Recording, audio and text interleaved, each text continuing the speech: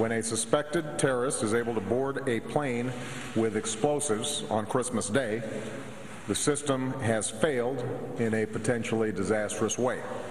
And it's my responsibility to find out why and to correct that failure so that we can prevent such attacks in the future. This incident, like several that have preceded it, demonstrates that an alert and courageous citizenry are far more resilient than an isolated extremist.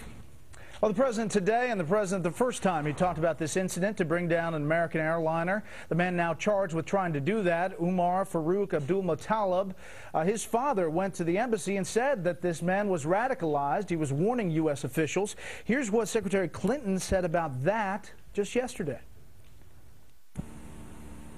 Based on what we know now, the State Department fully complied with the requirements set forth in the interagency process as to what should be done when a threat is, or when information about a potential threat is known.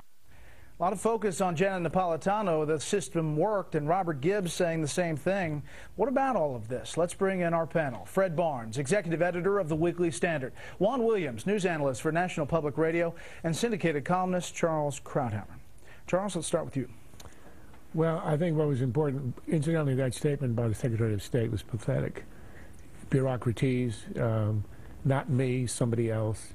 And who cares if procedures were followed? If a father walks in and says, my son is with Al-Qaeda in Yemen, and the State Department, which handles the visas, doesn't react, you've got a problem. However, she went on to say that they're looking at whether they need to change the procedures, which may be a good idea. Right? But it's not about procedures. It's about people hearing evidence. And this is essentially what the president said today. It's about hearing stuff and not giving it the weight and the importance it obviously had at the time. And we now know that could have killed a lot of people. The president was rather interesting today. For the first time that he's spoken publicly about this is now his third time, he showed a pulse. Now that's interpreted as anger, because that's as much as he gets in terms of anger. The way he presented the failures indicates that I think somebody has to go. And in the next few days, I would imagine somebody will resign. He talked about, you know, this is unacceptable, and if you're going to use all those harsh words and words like accountable, you've got to have a head roll, and I expect that's going to happen. I commend him on two items. Number one, the stopping of the transfer of any Yemenis out of Guantanamo and repatriating them to Yemen. That's a pretty obvious step, but for this administration, it's an important step. And the second is what it was instituted yesterday, which was this directive that people from 16 countries, I think it is, will now get special screening, pat-downs, etc. It's the beginning of a process of actually focusing on the terrorist and not on the weapon. The way the Israelis do it, the Israelis look for a terrorist, we look for tweezers, and that's why the Israelis haven't had a seizure since the 1960s. It's the beginning of a process that even the Bush administration would not accept, looking at the nature of the person and not looking for a weapon. Juan, there has been an evolution, as we pointed to there in the soundbite, from isolated extremists to a part of this plot in Al-Qaeda in Yemen, and now today's firm language. What about this evolution by the administration and the president? Well, as the president said, intelligence is not perfect. And it comes to you in sometimes odd ways, and the father coming in certainly is a surprise. That's not typical, but it should have, and that's what the president said today, it should have led to people piecing together the information in such a way that it would have led to a withdrawal of his permit, his visa, to travel to the United States. And that's where the failure occurred. Now, you're talking about the evolution. I think that there's been a natural evolution here as people come to understand, now that we see the puzzle completed, exactly what was missed. And I think that's what the president's upset about. He said that, in fact, we had the intelligence. Today, he made it very clear. He thought all the pieces were there on the table, but it was the case that these pieces were not put together by the intelligence analyst. And he didn't do this in such a way as to blame the CIA. In fact, he expressed regret over the loss of life recently in Afghanistan. But the suggestion is that there has to be more accountability, and it leads to questions about the National Center for Terrorist Activities. And I mean, their job is to piece this stuff together, and you got to wonder why it wasn't. But I guess the question I'm getting at is through the prism of if the Bush administration had said and done these things from the beginning and this evolution, what would we be seeing with this story today? Well, I don't think there's any question that the same evolution was taking place during the Bush administration in terms of changing policies and having to react to the terrorists changing their policies. But are you suggesting that there would be more of a political response? I think there is a political response in the air anyway. At least different press coverage. On that point, yeah, there would have been, obviously.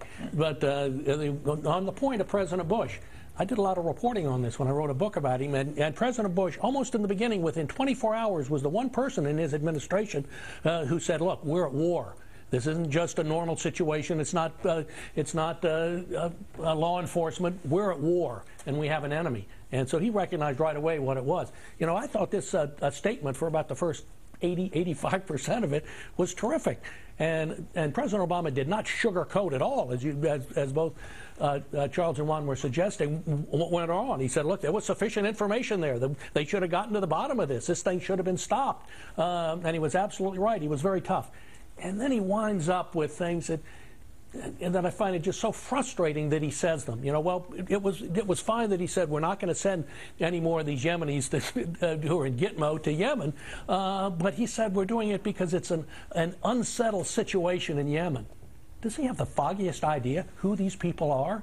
These are dedicated anti-American jihadist terrorists. These are people, about 15 of them were bodyguards for Osama bin Laden. A bunch of the others were grabbed when major leaders of al-Qaeda were grabbed in various places.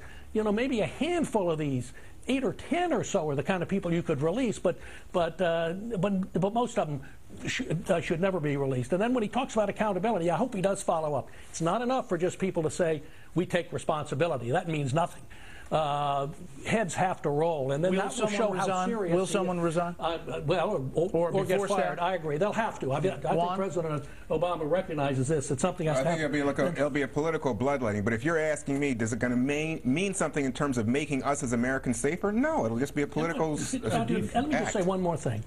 The president says over and over again, he said again today, that one of the great recruiting tools for al-Qaeda is the presence of Guantanamo prison. I just don't believe that's true at all. If he believes that, he does not understand the nature of Islamic jihadism at all. Nobody's recruited because they're mad at the Shangri-La of prisons.